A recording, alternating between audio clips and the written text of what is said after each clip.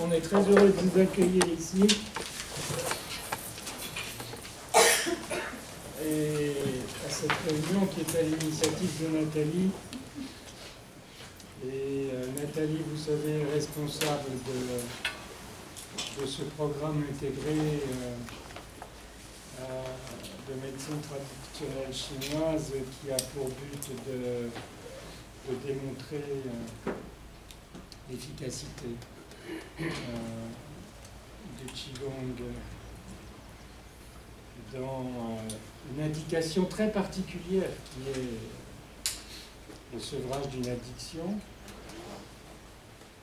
Je crois que ça centre bien la journée telle qu'elle va se passer. Malheureusement, je suis vraiment très très désolé, mais j'ai une consultation cet après-midi, je ne pourrai pas être avec vous à l'INALCO.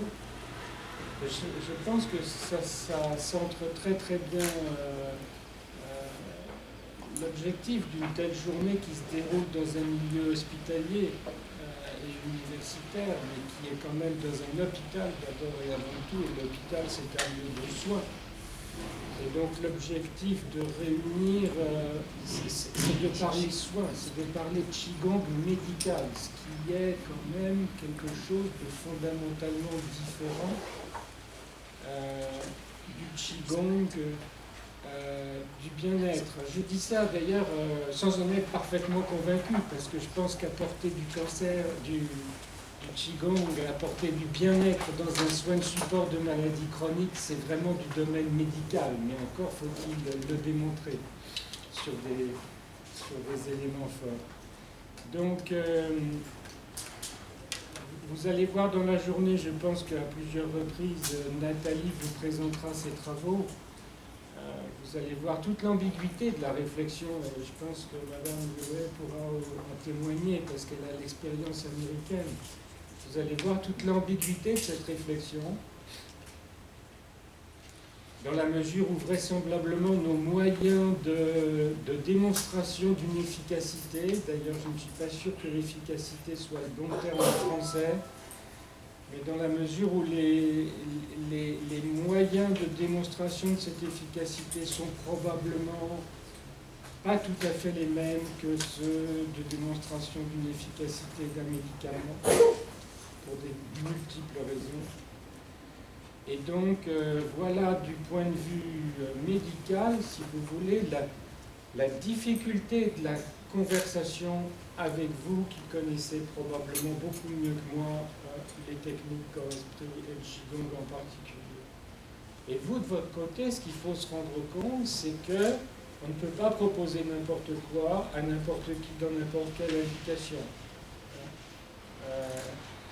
Pour ceux qui ont une maladie cardiovasculaire, la statine, elle n'est pas faite pour traiter l'hypertension artérielle. Et donc, il y a aussi, de la part de tous ceux qui connaissent les techniques du Qigong, un réel effort d'apprentissage d'un minimum médical, et ça c'est vraiment une réflexion universitaire que nous devons avoir. Quel est ce minimum médical pour arriver à ce que nous arrivions à construire ensemble un Qigong dit médical. Voilà, j'ai introduit... Merci à professeur Alain Beaumelou. Donc, professeur Alain Beaumelou est directeur du Centre intégré de médecine chinoise et porte ce projet. Donc, on le remercie. Je voulais, oui, votre point de vue, puisque vous avez fait un travail sur l'automédication, nous débattre un petit peu avec vous sur le Qigong en tant que prise en charge autonome. On vise l'autonomie, la thérapie active est inscrite dans la culture hospitalière. Jacob Verschwick nous l'avait répété à Strasbourg. Est-ce que vous pensez que le Qigong peut contribuer à cette prise en charge autonome? Je vais vous présenter pour introduire, vous oui. parler de discussion. J'ai réfléchi un peu à ce que m'a demandé, Nathalie, et je vous propose quelques diapositives. Est-ce que vous entendez bien ou il faut un micro? Non, on attend le micro. Donc oui, j'ai demandé une biographie à chaque, courte biographie à chaque intervenant. Donc Liu'Re, tu as commencé, on se connaît puisque j'ai eu la chance de bénéficier de la formation d'école Lingyi. Donc, Maître Lheureux a commencé son entraînement dès son plus jeune âge, à 4 ans, sous la direction stricte et affectueuse de son grand-père, un maître de Qigong respecté et un docteur en médecine chinoise qui a soigné le dernier empereur de Chine. À 14 ans, Lheureux a atteint le niveau d'un maître de Qigong et son grand-père lui a donné la permission d'enseigner, un privilège traditionnellement réservé aux hommes. Sa vie est dédiée au partage de tout ce qu'elle a reçu. Lheureux a enseigné les techniques de Qigong et de guérison en Chine, en Europe et aux États-Unis. Elle enseigne actuellement à la faculté de l'Oregon College of Oriental Medicine aux étudiants de niveau avancé. Avec son frère, le docteur Liu Dong, internationalement reconnu pour le Qigong et la médecine chinoise, elle a fondé une école de Qigong en France et aux États-Unis. Merci Lheureux d'être là, puisqu'elle arrive. Merci. Voilà. Lheureux, par rapport à ce CV, une question tout de suite. Que signifie de niveau avancé? Est-ce que c'est ce qu'on appelle le 3e cycle en France, c'est-à-dire ils sont déjà médecins et ils font une spécialité supplémentaire, ou est-ce que c'est un enseignement à l'intérieur des études de médecine? À l'intérieur de médecine. Voilà. À l'intérieur des études. Oui, c'est ça, oui. Bien. Alors, Qigong et contemporanéité, moi la première chose que je voulais vous montrer, c'est ça. J'ai été profondément choqué par ce terme de contemporanéité. Mais qu'est-ce que c'est que ce truc-là? Eh bien, j'avais totalement faux. La contemporanéité, ça existe dans le dictionnaire français.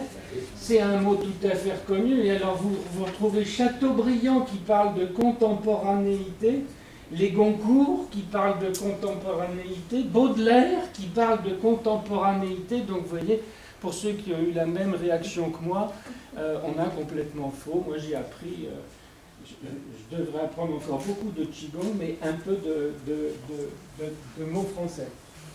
Voilà pour la contemporanéité. Et pour moi, Qigong, c'est à peu près du même niveau.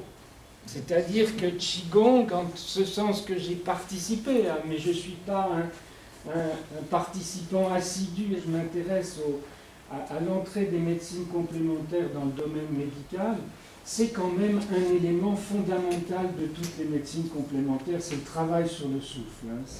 Enfin, je ne sais pas ce que des maîtres en penseront, mais pour moi, c'est extrêmement important. Il faut bien dire que Catherine Despeux, elle nous donne une certaine clé, en ce sens qu'elle nous dit sur la gymnastique, alors Daoyin, pas tout à fait du Qigong, mais enfin une partie du Qigong. À côté de chaque posture se trouve une inscription sur cette fameuse fresque de Ma Wangdi. Une trentaine d'entre elles sont encore lisibles. Elles font référence soit à l'indication thérapeutique du mouvement. Autrement dit, dès le début, il y avait bien une réflexion thérapeutique, il y avait bien une réflexion médicale. Le Qigong médical, vraisemblablement, ce n'est pas du tout une invention du XXe siècle, mais c'est probablement dès le début.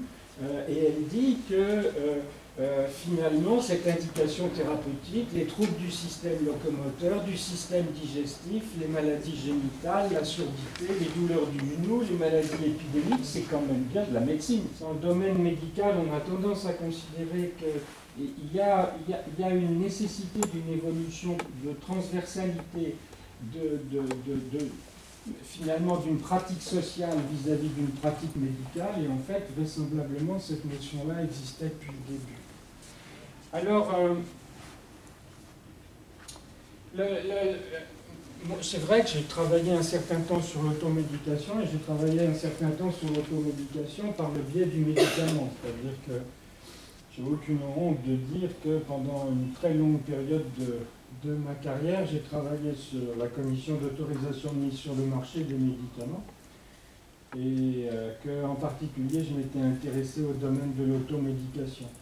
Et que je pense qu'en effet, très vraisemblablement pour le public, pour les patients, je ne sais pas si aux États-Unis on dit pour les consommateurs, pour les usagers ou pour les patients, moi je resterai sur le domaine des patients si on parle de Qigong médical.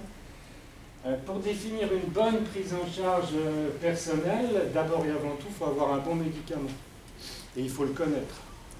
C'est-à-dire qu'il faut définir des bonnes indications. Et donc j'ai un peu réfléchi à est-ce qu'on pourrait définir un dossier d'enregistrement du Qigong comme le ferait un médecin conventionnel que je suis, à l'image de l'autorisation d'un médicament et dans l'optique d'une médecine intégrative. C'est vraiment, à mon avis, la bonne manière dont nous allons être amenés à discuter le dossier avec des autorités réglementaires, avec des autorités de régulation, c'est d'essayer de voir où on en est au point de vue de la recherche des indications. Et de ce point de vue-là, la présence de Madame Liouet est évidemment extrêmement importante parce que je pense qu'il y a vraiment toute une recherche qui est faite aux États-Unis qui est très importante. Ce Qigong, il entre avec d'autres, il entre avec d'autres dans finalement cette définition des techniques corps-esprit, des techniques mind-body. Et alors là, il y a une ambiguïté importante. Il y a une ambiguïté importante, c'est qu'il faut se rendre compte que toutes ces techniques d'un point de vue médical ne sont pas toutes des techniques complémentaires, des techniques non conventionnelles. Il va falloir situer le Qigong vis-à-vis d'activités tout à fait conventionnelles, comme maintenant les médecins, vous savez, prescrivent du sport, c'est remboursé, donc l'activité physique.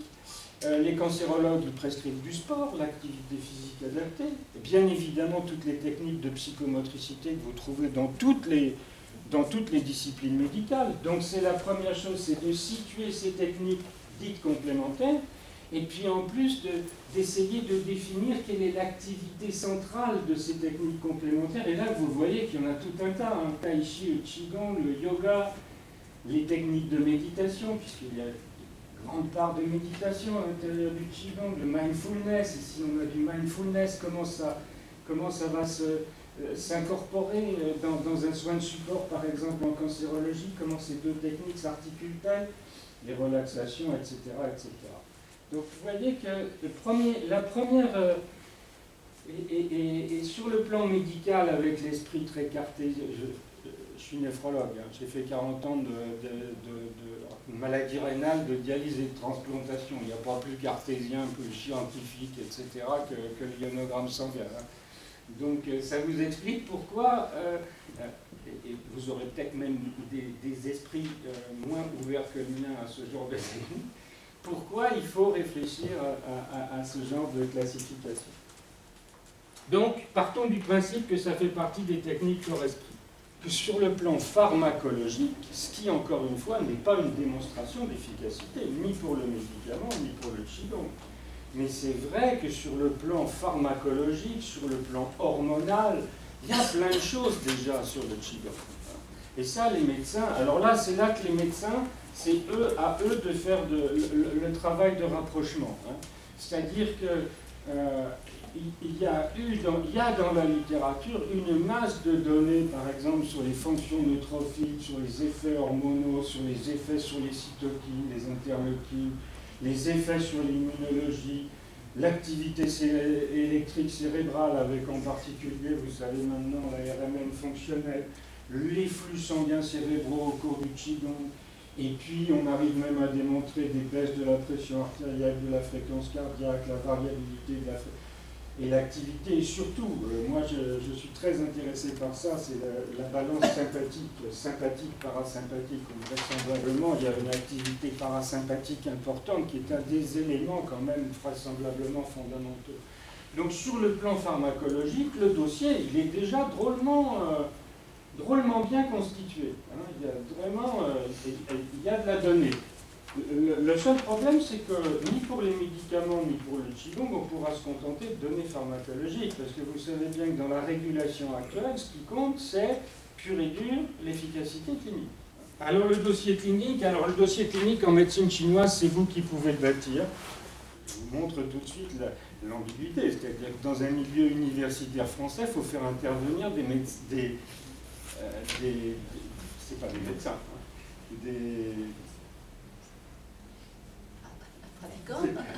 des maîtres chinois. Donc en médecine conventionnelle, moi je pourrais en parler, et là, à ce moment-là, vous avez une masse de données sur les mécanismes d'action en clinique qui est considérable. Le corps en mouvement, le corps équilibre. le corps équilibre, mis en évidence par exemple par tout ce qui est prévention des chutes chez les sujets âgés ou prévention des chutes dans le Parkinson. C'est évident que là on peut déposer un dossier de prévention des chutes. Le corps équilibre. L'acquisition des coordinations complexes, il y a eu beaucoup de travaux récemment sur ces coordinations complexes, etc.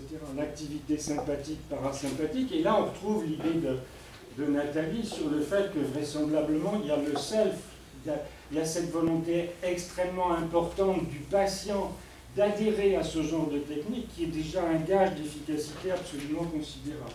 Bien évidemment le placebo, et le placebo c'est pas l'effet placebo, c'est 15 facteurs qu'on ne sait pas très bien dissocier les uns des autres dans ce qui intervient sous l'effet placebo. La psycho. Donc, vous voyez, il y a là toute une réflexion, et la grosse difficulté, et je ne sais pas comment c'est réglé aux États-Unis, c'est de faire discuter, c'est de faire parler les mécanismes d'action en médecine chinoise et les mécanismes d'action en médecine conventionnelle. C'est une correspondance qui est très difficile à faire. Alors le dossier clinique, pour nous, le dossier clinique, c'est déjà un dossier clinique très fort. En rhumatologie, vous avez des données nombreuses sur la lombalgie. En neurologie, le Parkinson. Pour tout ce qui est sujet âgé, vous avez agitation, confusion, équilibre et prévention des chutes, pas des rechutes.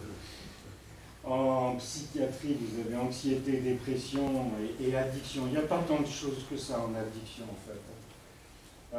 Bien évidemment, le domaine de la douleur, ce qui est extraordinaire, si vous voulez, c'est de voir en France, alors ça peut vous intéresser, en France, quand vous regardez où est réalisé le Qigong médical, c'est dans les centres antidouleurs. Dans les centres antidouleurs des hôpitaux français, vous avez très souvent du Qigong ou du Tai Chi, en général associé à de l'acupuncture. Sur la qualité de vie, bien évidemment, maladie chronique et stress. Et puis, il y a un dernier domaine qui est très très important, c'est sur la médecine du travail, c'est le stress des soignants et le stress des étudiants, qui sont actuellement très étudiés. Voilà, je vous remercie et je vous souhaite une bonne Moi, je ne suis pas médecin, je suis la double... je suis psychanalyste, enfin, psychologue psychanalyste et formée au Qigong et diplômée en Qigong, donc depuis une vingtaine d'années maintenant. Et j'ai toujours, en fait, dans ma recherche, introduit la technique Qigong que j'avais reçue pour... je me disais qu'il y avait forcément une contribution pour l'approche, pour travailler la présence. Donc, un retour à la perception, un retour à la sensorialité, se poser le corps dans l'espace, et de voir si effectivement ça pouvait avoir des bénéfices sur regagner sur la conscience, regagner des espaces, regagner sur la pensée et regagner des espaces. Donc ça, on va l'expliquer. Donc, sur contemporanéité quand même, sur l'introduction, c'est ça, c'est-à-dire que j'ai, dans le titre, je voulais articuler une technique ancestrale, Qigong, composante de la médecine traditionnelle chinoise, à ce que qualifient maintenant nos experts de technique innovante. Technique innovante, c'est un programme qu'avait mis en place sous l'égide de Bernard Kouchner en 1992. En 1992, Bernard Kouchner aide la recherche clinique et développe ce dispositif du programme hospitalier de recherche clinique. Donc, bien sûr, sous l'égide également de l'OMS, puisque l'Organisation mondiale de la santé a développé une stratégie d'intégration des techniques Qigong pour charge à chaque pays de le mettre en place. Il ne donne pas les modalités. D'accord ? Il ne donne pas les modalités. Charge à chaque pays de mettre en place ces techniques. Donc, seulement 30% des projets sont sélectionnés Donc le dispositif Qigong, Qigong, craving, addiction, je vais dire addition, on va l'additionner à nos techniques conventionnelles. Donc ce programme est désigné recherche biomédicale, recherche organisée et pratiquée sur l'être humain en vue du développement des connaissances biologiques et médicales. Donc c'est stipulé par notre code de la santé. Notre hypothèse, notre objectif, donc on va confirmer que l'entraînement au Qigong réduit cette envie de la pulsion à consommer en agissant sur les mécanismes neurocognitifs et physiologiques. Les bénéfices attendus, on attend donc une réduction significative du score craving associé au risque de rechute.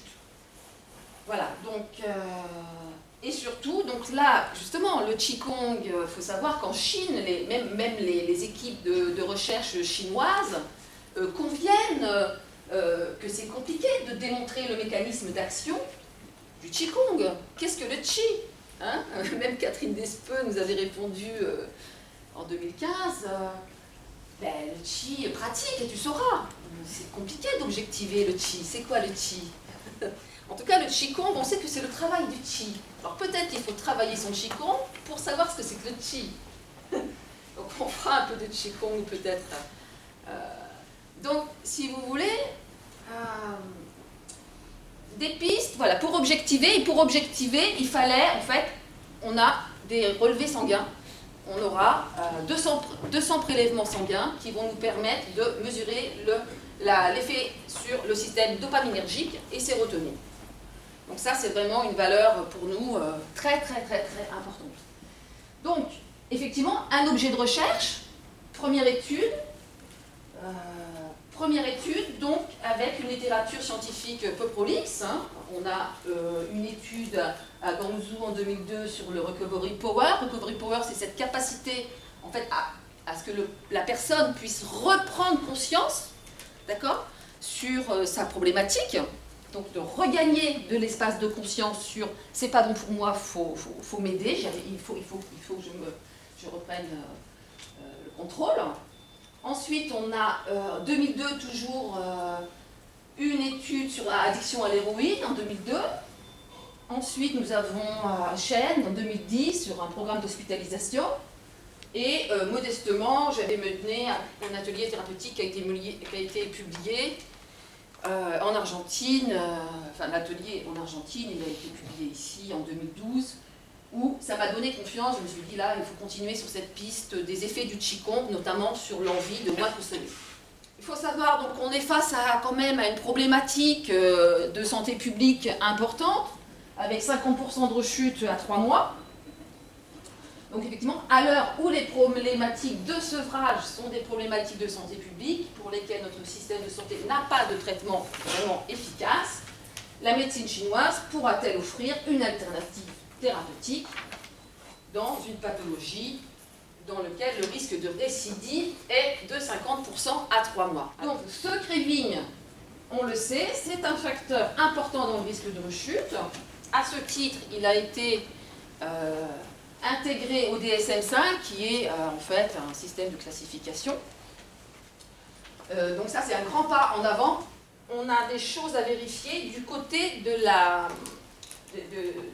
des schèmes de comportement qui sont pathologiques, quelque chose de l'ordre de la répétition dans la pathologie, le patient quelque chose de son histoire, d'un vécu souvent conscient mais aussi inconscient, c'est là que la psychanalyse peut rentrer en scène, inconscient, et je me souviens très bien de certains cours aussi, on disait que le Qigong, on va toucher l'inconscient peut-être, parce que le Qigong est sûrement très très proche de... le souffle va nous ramener à quelque chose de très, très perception. D'accord ? Et la perception, c'est très proche de l'inconscient. Donc, j'ai fait un effort de clarification sur la caractéristique du Qigong, justement pour, au fil de la recherche, me rendre compte que cette pratique, dans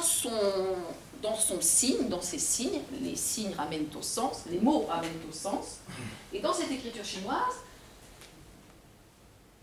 il y a quelque chose qui nous ramène au bâti. Vous voyez, l'équerre, un des tons, le premier ton du caractère gong, symbolise les ouvrages bâtis pour l'humain. Bâtis, vraiment l'idée de la structure, c'est ça, moi je travaille avec les patients, le corps comme structure. Poser le corps dans l'espace, déjà les 3 barrières, on se pose, déjà de ramener à une conscience corporelle, et on se rend compte que le signe, le caractère même de l'idéogramme porte déjà cette inscription d'habiter le corps et d'habiter la maison. Voilà, vous voyez ici, on a cette idée déjà de l'idée d'habiter dans le signe. Je le reprendrai peut-être cet après-midi plus en détail à l'INALCO. Donc, bien sûr, les auteurs nous appellent à la prudence. Je pense à Han Sheng, qui nous dit que le qi, on n'est absolument pas sûr de l'origine, même graphique, du qi. N'est-ce pas? Si ce n'est Catherine Despeux, qu'on a invitée, pareil, très prudente, si tu veux savoir ce qu'est le qi pratique, mais elle nous dit quand même que le qi est en lien avec le yi pour l'émergence de la pensée. Donc c'est le qi en tant que force motrice qui pourrait permettre l'émergence. Ça c'est très intéressant parce que ça a des enjeux psychopathologiques énormes sur la capacité à se représenter et à symboliser, n'est-ce pas? Donc ça c'est une piste très intéressante. Donc Harper nous convient, oui, que effectivement le qi, le caractère, si on étudie le caractère, c'est la vapeur qui sort du grain de riz. Ça, on l'a tous. C'est bien parce que ça vient souligner, et Bureau, j'imagine qu'on aurait plein de choses à se dire là-dessus, c'est cette vapeur qui, invisible, mais qui va pousser quelque chose. Donc c'est quelque chose qu'on peut, quand on pratique sérieusement le Qigong, à un moment donné, on peut faire l'expérience de quelque chose de « Waouh, c'est avant ». Liu Dong m'avait dit une fois, le Qigong c'est avant le mouvement. C'est l'intention, il y a l'intention, vous voyez, répéter, et puis à un moment donné, il y a quelque chose qui fait que c'est très fluide. Donc ça a des impacts parce qu'on pourra regagner autant sur une mobilité physique, on le voit avec les hypothèses Tai Chi, Qigong, sur l'équilibre, etc. Donc, et puis sur la mobilité psychique, n'est-ce pas?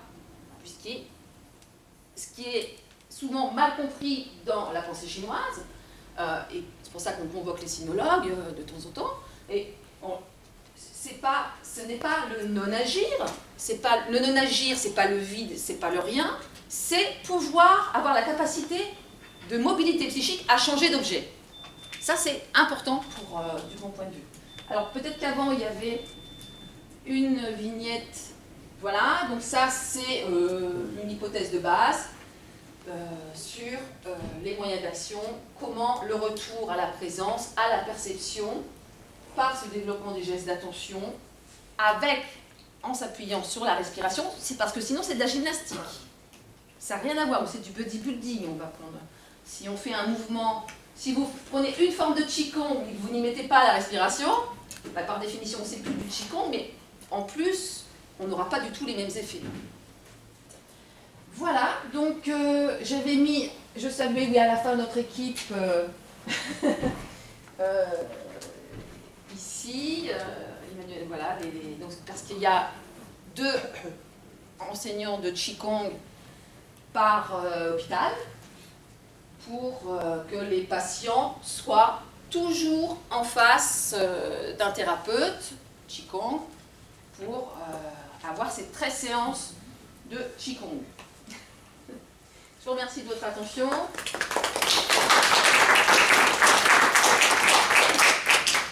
Sur le plan réflexion, l'originalité, si vous voulez, et la difficulté, c'est l'articulation sur le plan des évaluations. Vous savez que dans l'état actuel des choses, il y a finalement, sur le plan médical, scientifique, la vérité, je dirais pas la vérité absolue, parce qu'à mon avis, comme vous avez vu avec la PASTAP, ça n'est pas du tout une vérité absolue. Mais la vérité que le corps médical universitaire considère actuellement comme absolue, c'est l'essai prospectif contrôlé randomisé. Et la grosse difficulté, c'est que lorsque vous voulez travailler différemment, en transversalité, eh bien, il faut faire ce que l'on appelle de l'analyse qualitative, c'est-à-dire revenir vers les sciences sociales. Et donc là, la difficulté d'un tel programme, c'est d'avoir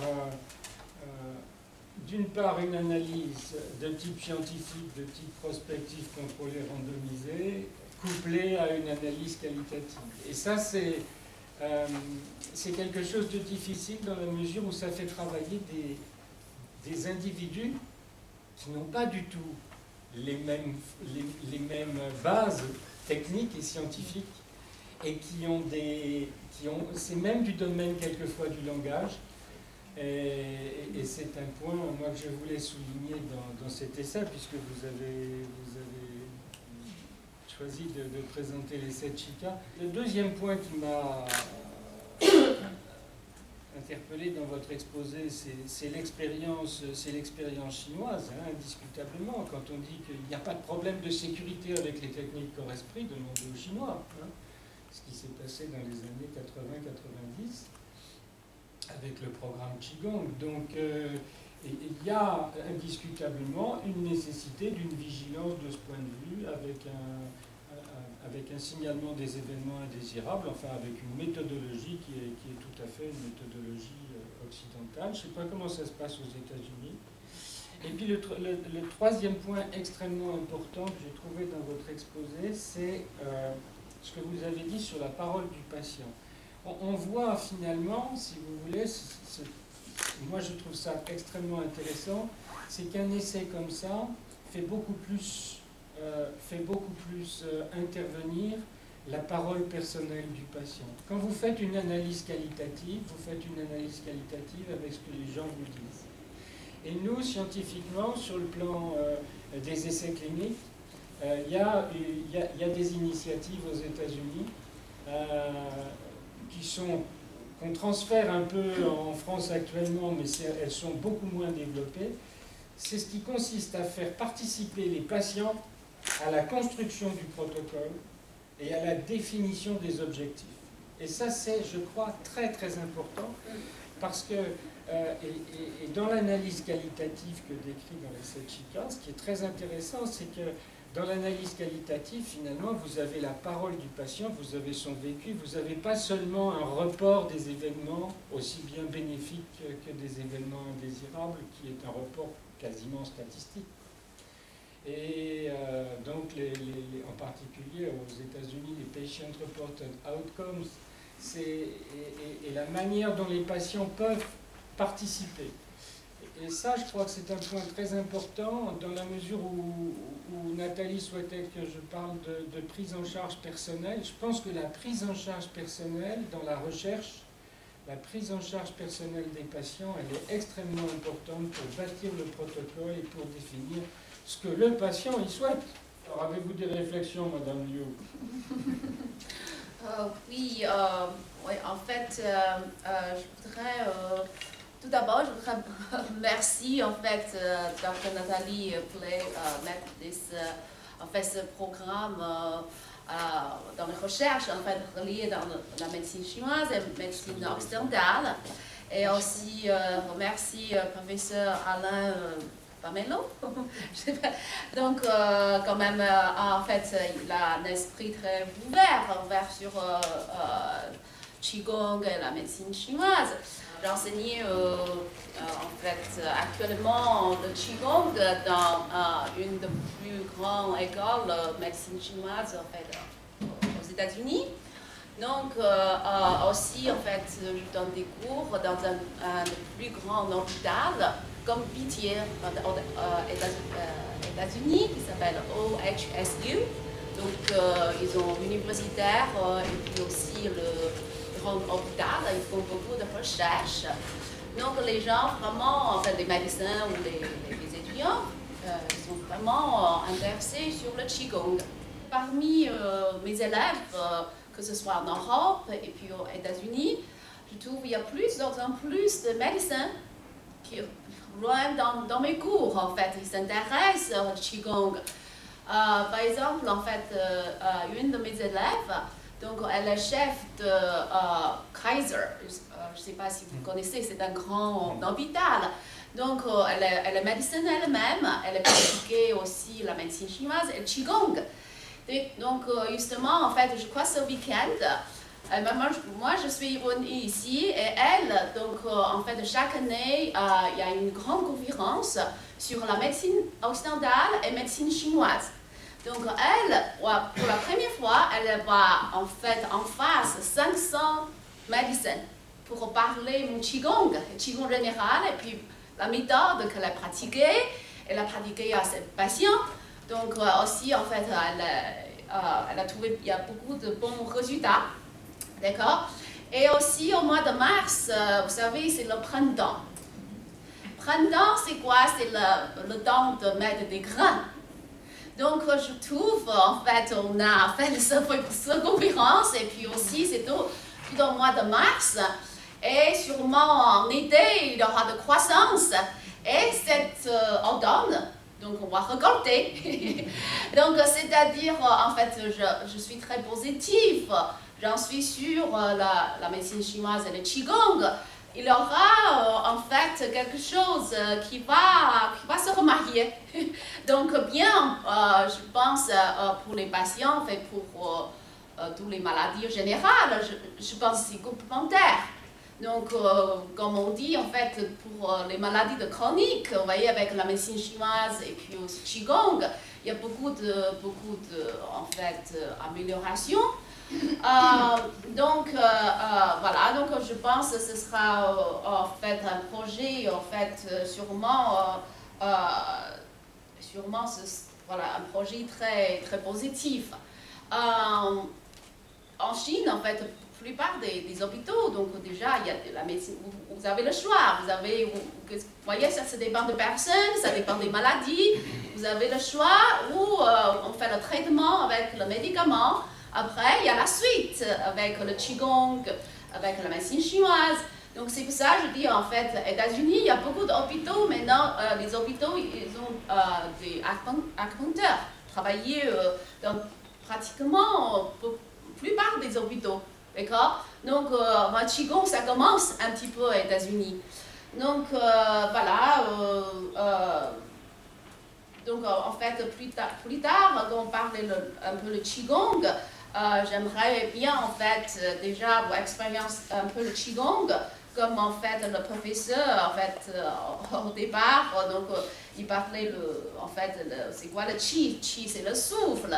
Et aussi pour travailler la pensée. En fait, parce que quand on travaille le Qigong, on a utilisé beaucoup de pensées dans une, en fait, dans une attention très positive. D'accord? Donc, en fait, c'est très important d'avoir une pensée positive.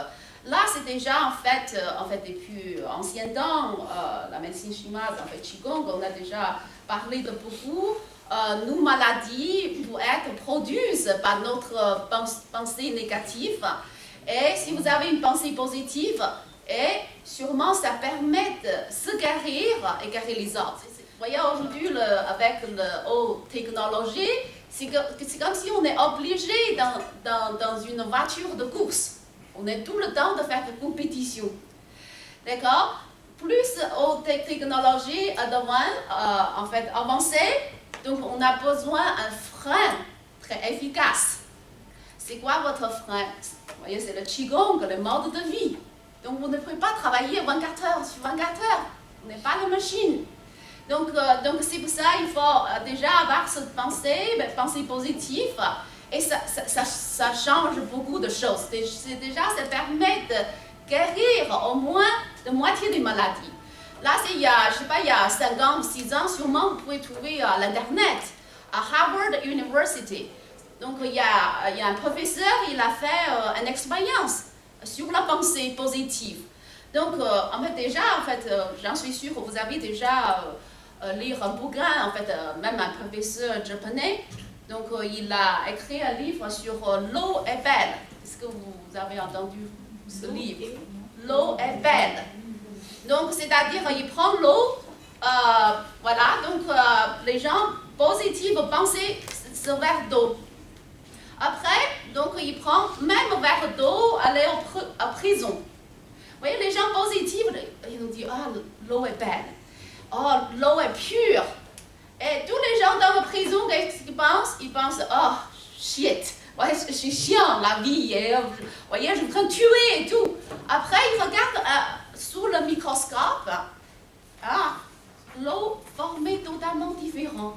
Les gens qui pensent positif, et l'eau formait des choses comme une fleur, ou le, vous voyez, et l'autre, et c'est très moche. C'est très moche. Donc, retourner ce professeur, à Harvard University, il a fait une expérience. Donc, c'est pareil, il prend 2 bouteilles d'eau. Donc, il a mis, une sorte de liquide, tourné le couleur bleue, d'accord? Pareil, une bouteille par les gens positifs et l'autre par les gens en pensée négative. Donc, ce qui est fait, et quelques jours après, les couleurs de liquide est changé, totalement changé, d'accord? Après, il a fait la suite. Il donnait des choses positives, ce bouteille d'eau, donnait à sourire, à boire. Et l'autre aussi donnait des sourires à boire. Vous savez quoi, celui-là avec des pensées négatives, et je ne sais pas, 15 jours après, les sourires est morte. Pourtant, c'est le même liquide à l'intérieur. C'est seulement la pensée est différente. Mais pensez-vous, dans notre corps, 60% est l'eau. Dans notre cerveau, plus 90% l'eau. Si vous pouvez changer l'eau à l'extérieur, comment vous ne pouvez pas changer l'eau à l'intérieur de vous? Madame Liu, pardon, oui. Je vous interromps parce que c'est très, très... Je vous remercie beaucoup de votre intervention. Merci. Et c'est très important, hein, c'est très important. Comment allez-vous analyser cette personne pour proposer cette technique? Voilà, c'est quelque chose, oui. Je voudrais vous entendre. Donc c'est pour ça, donc il y a beaucoup de sortes de Qigong. Dans certains Qigong, c'est bien pour les gens, avoir des cancers. Et certains Qigong, c'est bien, par exemple, pour Parkinson. Oui, ça dépend parce que Parkinson, notamment, c'est des problèmes, dans la médecine chinoise, on dit c'est le problème des tendons. Donc, dans ce moment-là, il faut avoir beaucoup d'étirements. Par exemple, être trésor, donc là, c'est très bien. Et donc, comme je dis, dans les gens avec beaucoup de pensées, les gens avec des problèmes de cancer, là, notamment, première chose, on devait leur changer, c'est leur pensée. Parce que sinon, donc, tout de suite, j'ai le cancer, je vais mourir. Je vais mourir. Voyez, donc là c'est terrible. Voyez, donc toutes les choses sont négatives.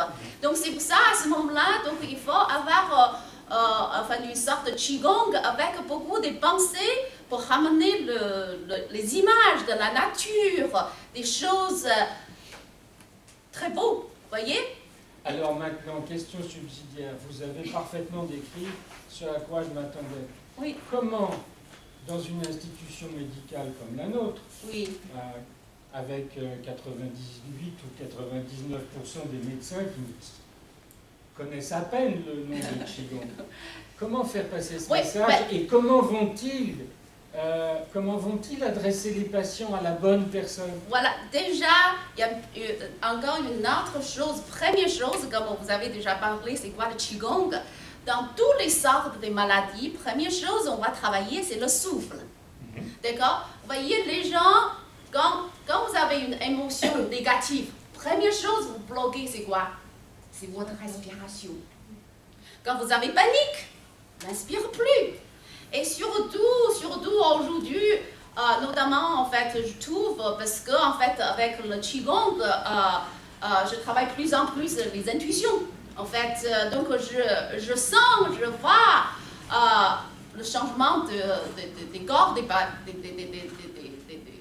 gens. Par exemple, il y a 10 ans, 20 ans ou 30 ans, en fait, les gens, c'est un peu différent que le corps d'aujourd'hui, parce que c'est encore, quand je retourne avec tous les médias, tous les portables, tout ça, les gens, les intentions, trop de les intentions extérieures.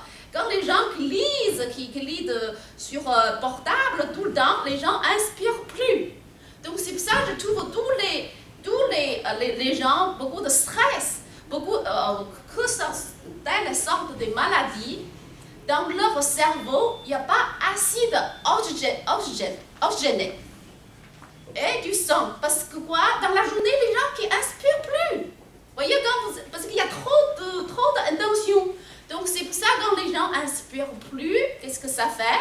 Ça crée des maladies, ça crée des stress.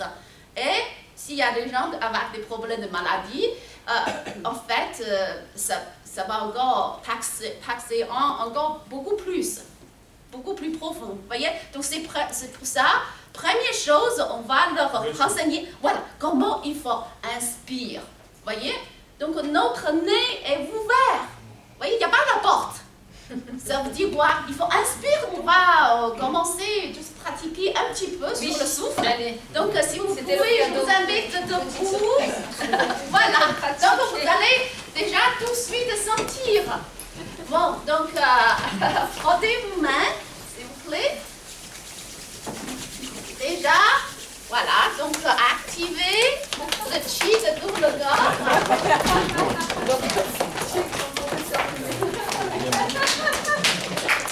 Et l'autre côté.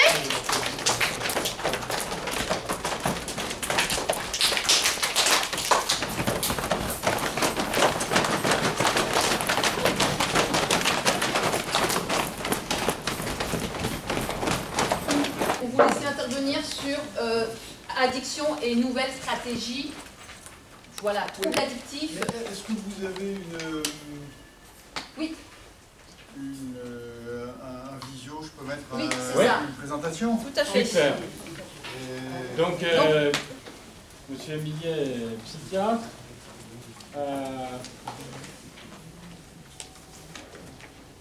On disait qu'il y avait beaucoup de séparation entre la médecine conventionnelle et les médecines complémentaires. Il faut que vous sachiez qu'il y a aussi beaucoup de séparation entre un néphrologue et un psychiatre.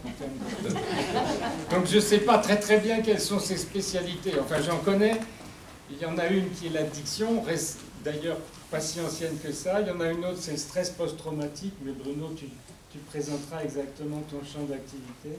Et donc, M. Millet a accepté, dans le service d'addictologie de la Pitié-Salpêtrière, de participer, de soutenir le programme que vous a présenté Madame Play. Moi, je lui en suis extrêmement reconnaissant parce que ça s'insère dans son unité sur un travail, je ne sais pas si qu'il souhaite vous présenter, mais sur une approche, mais alors là, vous allez voir, totalement conventionnelle de la psychiatrie, puisque c'est des stimulations électriques. Donc il va devenir, je me trompe peut-être, tu me reprendras, mais un spécialiste qui a dans les deux mains à la fois une médecine hyper spécialisée de type stimulation cérébrale et puis de l'autre côté technique corps-esprit. Je travaille depuis très longtemps sur les troubles obsessionnels compulsifs, ces gens qui ont des parasitages de la pensée et qui ne peuvent pas se départir justement de cette idée obsédante qui s'impose à leur esprit. Et la particularité des gens qui ont des troubles obsessionnels compulsifs, c'est qu'ils ont des comportements qui s'associent et qu'ils se sentent obligés de faire. Vous connaissez les gens qui ont des idées obsédantes de contamination avec rituel de lavage. Tu peux me mettre la diapo suivante, s'il te plaît? Voilà, c'est ça. C'est un peu le schéma sur lequel je travaille depuis plus de 20 ans maintenant. Et c'est comme ça que j'ai construit mon parcours universitaire. Et à la suite de ça, dans les troubles obsessionnels compulsifs, je vais passer très rapidement, mais il y a donc, retenez le fait qu'il y a une obsession, une idée qui parasite le sujet, donc il est pleinement conscient, mais qui ne peut pas éliminer de sa pensée, de l'anxiété qui survient en apport avec ça, et puis les rituels de lavage. Et les rituels de lavage, le fait de laver les mains pour finalement essayer d'enlever cette contamination ne fait qu'accentuer l'idée obsédante et ne fait qu'augmenter la recrudescence de l'idée obsédante. Alors à partir de là, sur des choses qui seraient peut-être trop longues à vous expliquer, j'ai beaucoup travaillé sur les structures cérébrales qui sont en charge de ces procédures comportementales habituelles dont nous sommes prisonniers au quotidien, même si nous ne sommes pas malades. Je m'explique. Quand vous apprenez un instrument de musique, lorsque vous apprenez un geste de tennis, lorsque vous apprenez même à faire du vélo, eh bien vous apprenez une procédure comportementale. Lorsque vous passez du 4 roues au 2 roues, ça c'est quand on est très jeune, vous allez apprendre une procédure comportementale qu'après vous allez avoir beaucoup de difficultés à désapprendre. Au niveau pathologique, je considère que de la même façon qu'un tennisman va devenir professionnel, eh bien un talker, à force d'avoir des idées obsédantes, ben il va devenir un professionnel du talk, ce qui évidemment il ne recherche pas. Sauf que comment se renforcent ces comportements?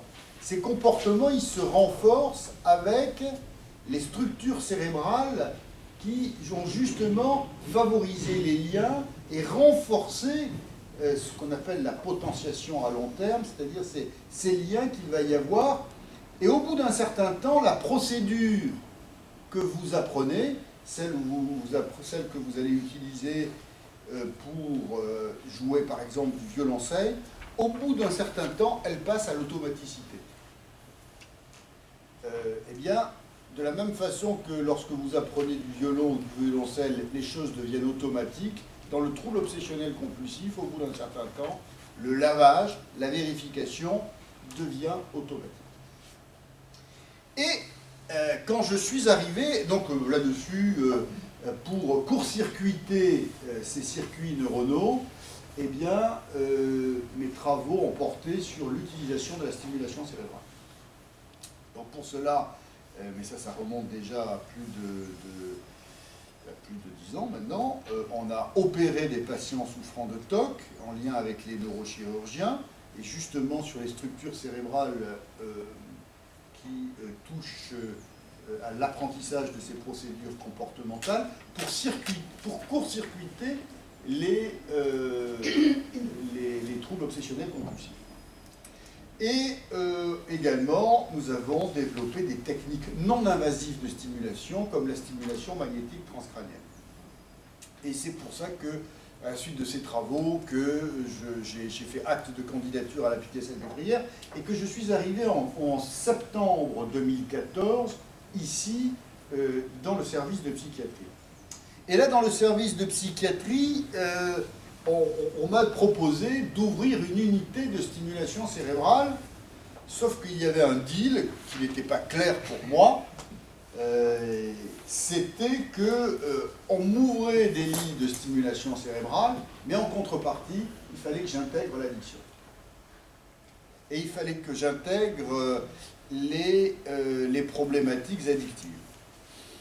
Finalement, ça ne m'a pas posé de problème. Ça ne m'a pas d'autant moins posé de problème que finalement, cette boucle que je viens de vous décrire pour le trouble obsessionnel compulsif, on peut finalement établir le même type de boucle pour les patients souffrant d'addiction. Je m'explique, diapositive suivante si tu veux bien. Voilà en gros ce qui se passe lorsque l'on devient addict. Lorsque l'on devient addict, eh bien, au début, vous savez, on prend de l'alcool, prenons l'exemple de l'alcool, on prend de l'alcool parce que on est un peu anxieux, parce qu'on a envie de se désinhiber. Et donc, au début, c'est un cycle d'autorégulation. On sait qu'on va se contrôler, qu'à un moment donné, il faut bien quand même rompre avec notre quotidien habituel. Et donc, on prend de l'alcool pour être plus à l'aise, pour favoriser l'interaction. Voilà. Et donc, la prise d'alcool, à l'origine, c'est souvent un effet. Pourquoi on prend l'alcool ou pourquoi on prend des drogues? Souvent, ça a un effet anxiolytique. On peut diminuer son anxiété, sa tension interne. Et voilà. Sauf que le problème qui se pose, c'est qu'au fur et à mesure que c'est un faux ami, l'alcool, comme les drogues, puisque plus vous prenez de l'alcool et plus vous réitérez finalement cet acte d'anxiolyse, et plus progressivement l'alcool va s'avérer anxiogène. Alors ça, c'est la première chose qui se fait. Et là, vous avez un schéma qui montre que d'un cycle d'autorégulation, vous passez à un cycle compulsif qui se rapproche beaucoup de ce qu'on observe dans le trouble obsessionnel compulsif. Avec le craving, l'envie de boire de l'alcool, qui était simplement une envie un peu idéative, un peu festive, qui devient presque un besoin, le craving. Si vous n'assouvissez pas ce craving, on se retrouve avec de l'anxiété. Et ce qui était une espèce d'attente, une impatience, devient de l'anxiété. Et l'acte de boire devient compulsif, répétitif. Chaque fois que vous buvez, finalement, vous ne faites que réactiver, vous n'allez faire que augmenter l'anxiété et entraîner l'augmentation de la fréquence de l'idée obsédante, de l'idée du craving, avec l'idée qu'il vous faut à nouveau consommer. Et donc on se retrouve exactement dans un schéma qui est similaire à celui du trouble obsessionnel compulsif, mais surtout aussi un enfermement dans lequel se retrouvent nos patients addicts. Je ne sais pas si vous êtes des consommateurs d'alcool, mais par exemple, même intermittents, si j'ose dire, mais vous savez tous que quand on passe un bon moment avec des amis, on se dit, j'aimerais bien prendre un peu d'alcool, j'en ai besoin, c'est pas gênant. Mais à un moment donné, vous savez que vous avez aussi un contrôle cognitif qui vous fait dire, attention, je prends la voiture derrière, demain je fais une conférence, demain j'ai une activité professionnelle, attention, je ne vais pas dormir parce que je sais bien que l'alcool peut avoir un retentissement sur mon fonctionnement cérébral. Et donc votre contrôle cognitif vous permet justement de sortir de cet aspect automatique un peu de la prise de désir, si j'ose dire, et vous contrôlez vous-même. Aujourd'hui, on sait les structures cérébrales qui permettent de jouer là-dessus.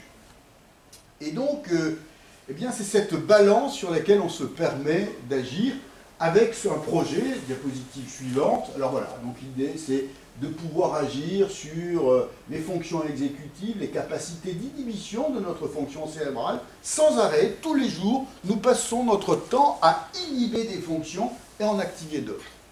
Et chez le patient alcoolique, pour reprendre cet exemple, le patient alcoolique, lui, il ne se pose plus la question du contrôle. Il est dans une boucle automatique qui est suffisamment renforcée pour qu'il ne puisse pas faire jouer ce contrôle-là. Donc l'idée, c'est de pouvoir agir avec cet outil-là que vous avez, la stimulation magnétique transcrânienne. Et l'autre projet, c'est celui-là, c'est-à-dire, alors là encore une fois, je n'y suis absolument pour rien, je n'ai fait que suivre, là pour le coup, je n'y suis pour rien, mais sur l'initiative de Madame Clé et du professeur Baumlou, il y a eu ce projet de faire de la médecine chinoise et d'essayer d'évaluer une sorte de psychothérapie sur la prise en charge des patients addicts.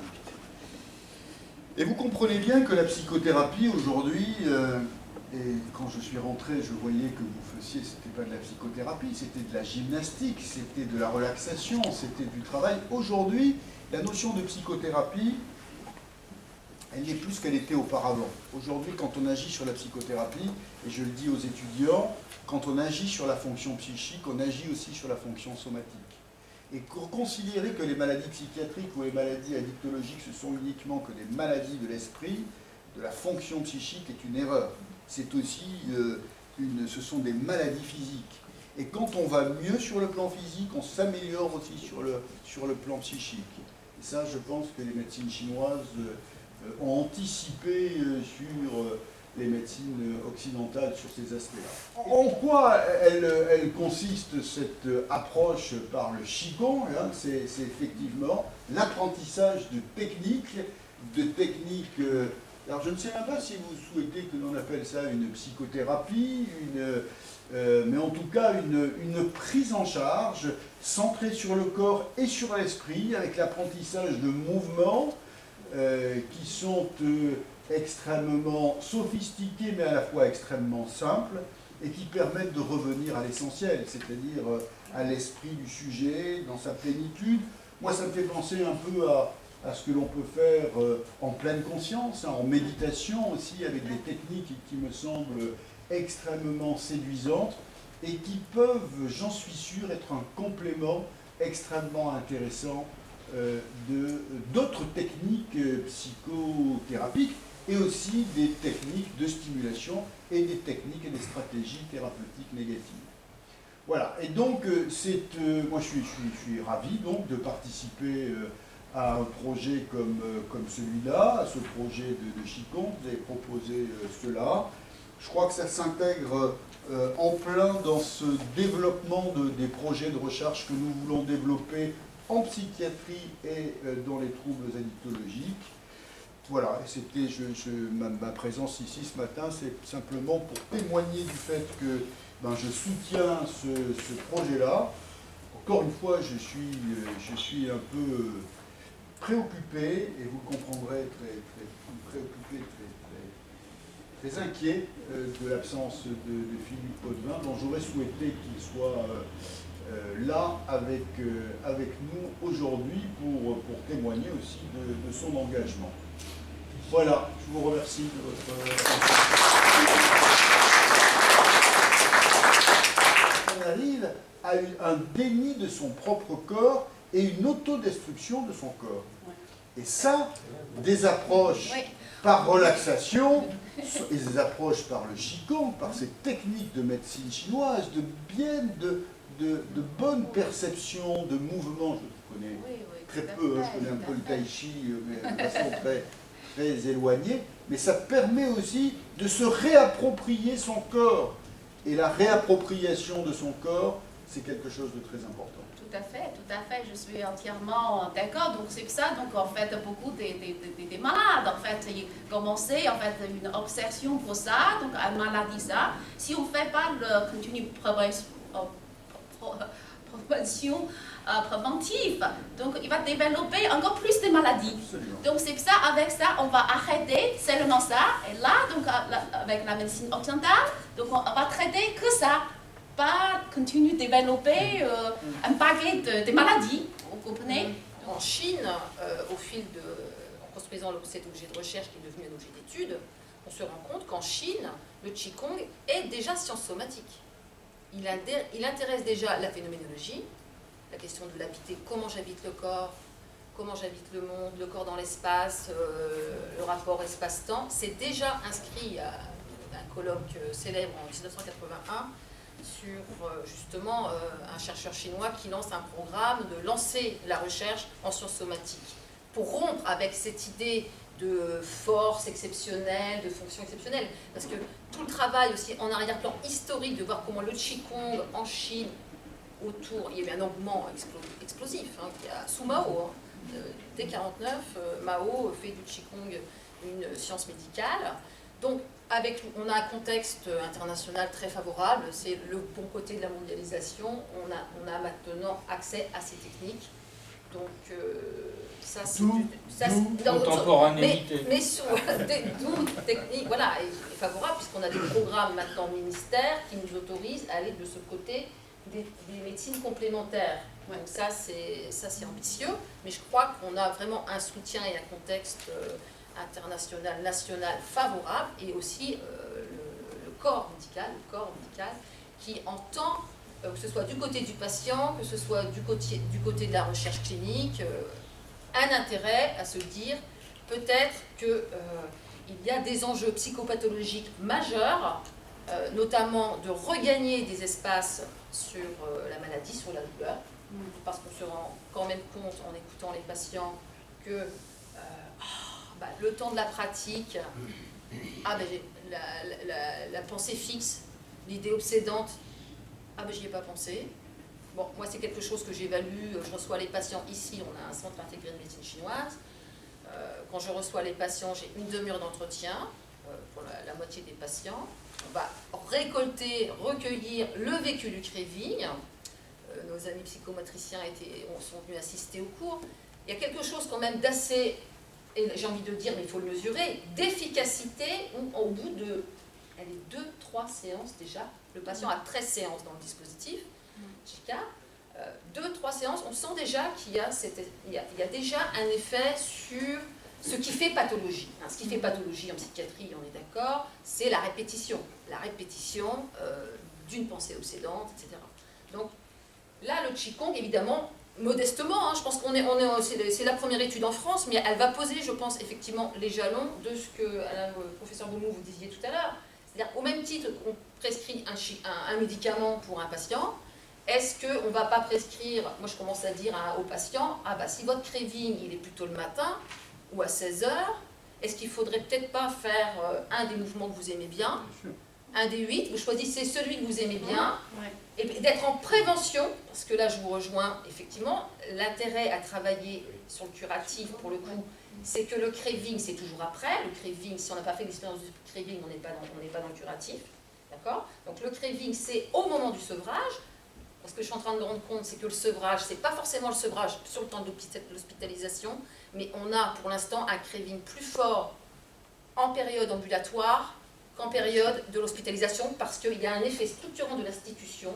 Le patient arrive ici, il est cassé, il se repose, et paf, les prises en charge, les patients qui participent à l'étude, bien sûr, continuent la prise en charge habituelle. Donc si vous voulez, ça domine pour l'instant. Je peux juste vous interrompre là-dessus sur la question du craving. C'est quand même très intéressant parce que le craving, effectivement, on dit que ça diminue avec la durée de l'abstinence. C'est vrai et pas tout à fait vrai. Parce que quand vous êtes en hospitalisation, le craving, forcément, le cadre vous empêche de l'avoir. C'est quand vous sortez que vous allez être confronté à ça. Mais ce n'est pas très bien étudié parce que savez-vous, par exemple, que pour la cocaïne, le craving augmente avec l'abstinence. Donc vous voyez la perversion quand même de certaines drogues.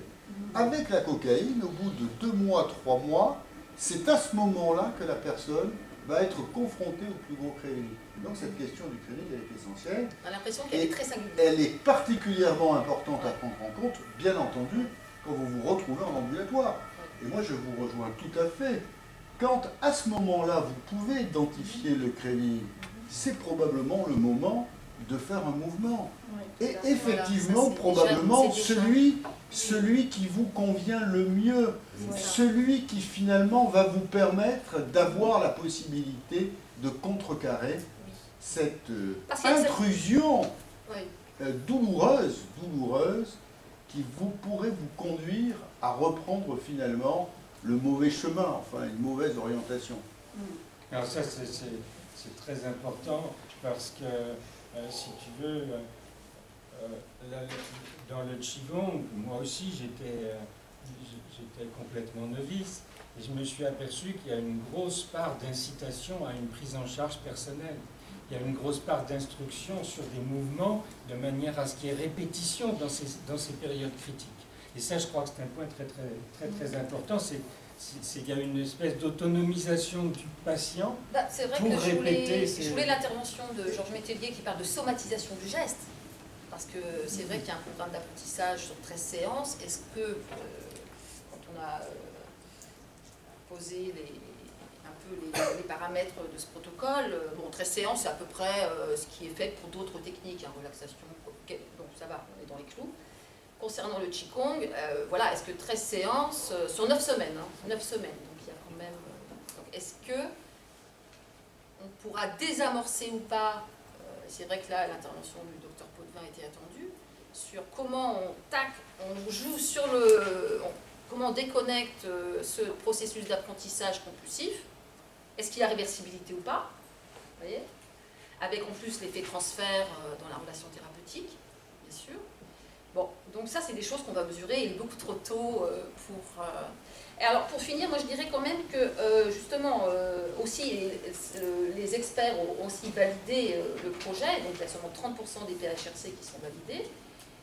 C'est l'originalité de la stratégie thérapeutique, c'est-à-dire qu'on a aussi 3 séminaires patients où justement on va restituer aux patients le processus. Qu'est-ce qui se passe dans le processus du craving? Oriacombe appelle ça la psychoéducation, enfin c'est peut-être plus de votre domaine. Donc on va restituer aux patients le mécanisme, qu'est-ce qui se passe quand je suis addict, le signal visuel, on a aussi le professeur Fossati qui a énormément travaillé là-dessus.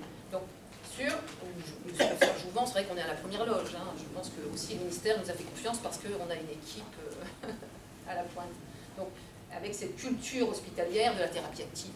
Voilà. Donc donner 3 séminaires patients sur comment ça marche le craving et ensuite on donne, moi ce que j'appelle un renforcement symbolique, c'est-à-dire qu'on va donner une direction de sens. C'est-à-dire que le patient, non seulement il va faire l'expérience de son Qigong, c'est les mouvements du Baduajin, mais sur 3 séminaires, on lui donne tout le background, le contexte historique et les mécanismes transmis, voilà, avec une pensée, qu'est-ce que le yin-yang, donc si vous voulez, sinon on va tomber dans une rhétorique absolument,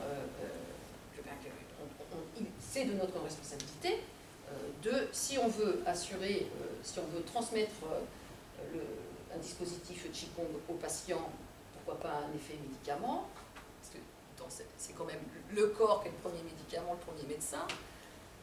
Encore faut-il que, voilà, qu'on lui garantisse un cadre théorique et symbolique. Voilà, ça c'est pour moi, je crois, ça comptera dans l'action thérapeutique. On appelle la perlaboration. Oui, sur l'obsession, en fait, donc en Californie, je crois, ou à Pittsburgh, aux États-Unis, un professeur, il est neurologiste. Ouais, oui. Neurologue. Donc neurologue. Donc il peut voir en fait le souffle et puis méditation, ça change les ondes de cerveau. Donc il a fait en fait 6 semaines des cours. Déjà un groupe de gens qui sont arrivés beaucoup de stress, beaucoup de problèmes. Donc il regardait leur cerveau avec la machine. Le cerveau, ça, en fait, la machine qui est montée l'état bêta level, niveau de bêta.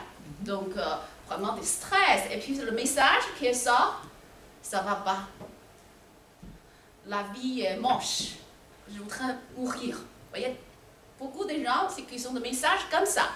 Donc ils font 6 semaines des cours méditation et tout ça, en fait, avec les souffles, ralentir votre souffle. Et après, et tout de suite, ils regardent le cerveau encore. C'est alpha, niveau de alpha. Alpha. C'est déjà beaucoup mieux. Et puis, le message qui sort quoi? Oh, je sens mieux. J'ai moins de stress. Oh, la vie est belle. Vous voyez? Donc, en fait, il a publié cet article dans le magazine. En fait, depuis, beaucoup de gens, en fait, qui sont des médecins ou quoi que ce soit, en fait, ils sont mis à la pratique, au Qigong, à la méditation et tout ça. Donc, vraiment aussi scientifiquement validé sur le changement. Parce que beaucoup de gens, vous voyez, addiction ou des maladies, ils n'arrivent pas à dormir. Le soir, tellement peur. Et vous voyez, donc, et sûrement l'état de cerveau, c'est toujours dans l'état de bêta. Vous comprenez?